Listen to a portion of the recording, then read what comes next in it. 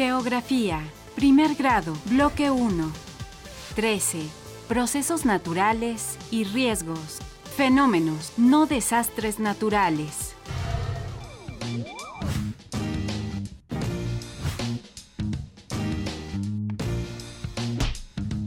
Gracias por acompañarnos. Estamos elaborando un video impactante. Los peores desastres de la historia. En algunas páginas de internet que consultamos los llaman desastres naturales, pero no estoy de acuerdo con ello. ¿Tú qué opinas, Tlali? Tienes razón, Edmundo. Los desastres no son provocados por la naturaleza y, por lo tanto, no deben ser nombrados así. ¿Te parece si vemos una cápsula sobre esto? Claro.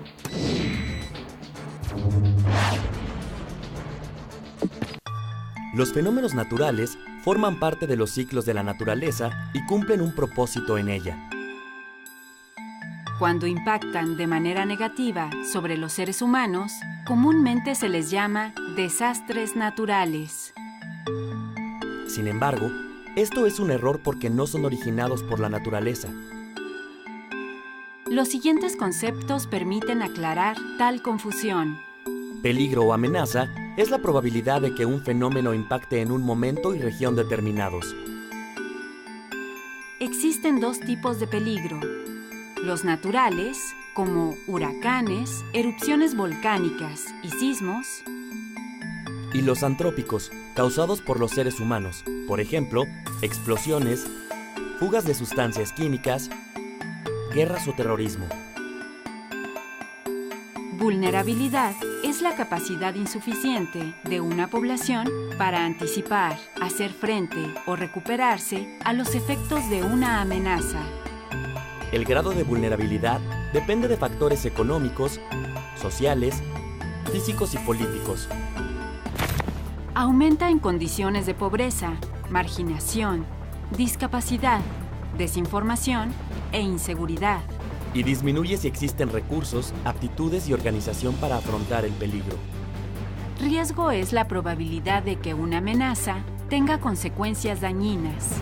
En otras palabras, es la suma de un peligro más la vulnerabilidad de una población.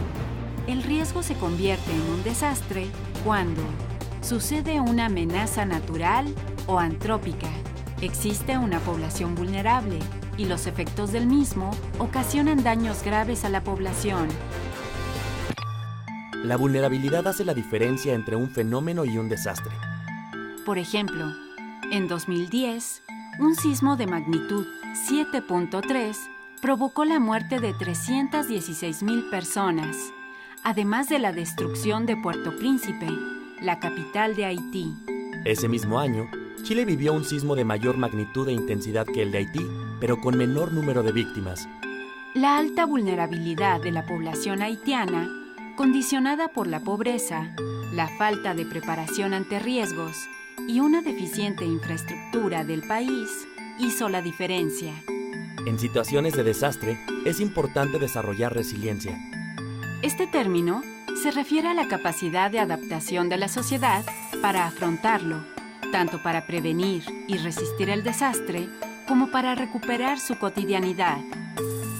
Un entorno favorable con instituciones fuertes, sistemas de información y alertas sobre fenómenos, reducción de riesgos y vulnerabilidad mediante la prevención, así como una respuesta oportuna ante los riesgos, favorecen la resiliencia de la población.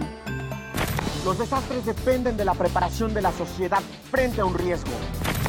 Efectivamente, decir que los desastres son naturales es ocultar la responsabilidad humana en ellos. ¡Claro! Una población también es vulnerable si sus actividades han alterado el ambiente. Por eso los invito a identificar los riesgos que hay en su comunidad y a pensar cómo podemos crear una cultura de prevención. Así es. Gracias por invitarnos a participar, Tlali. ¡Hasta pronto! ¡Nos vemos en el camino!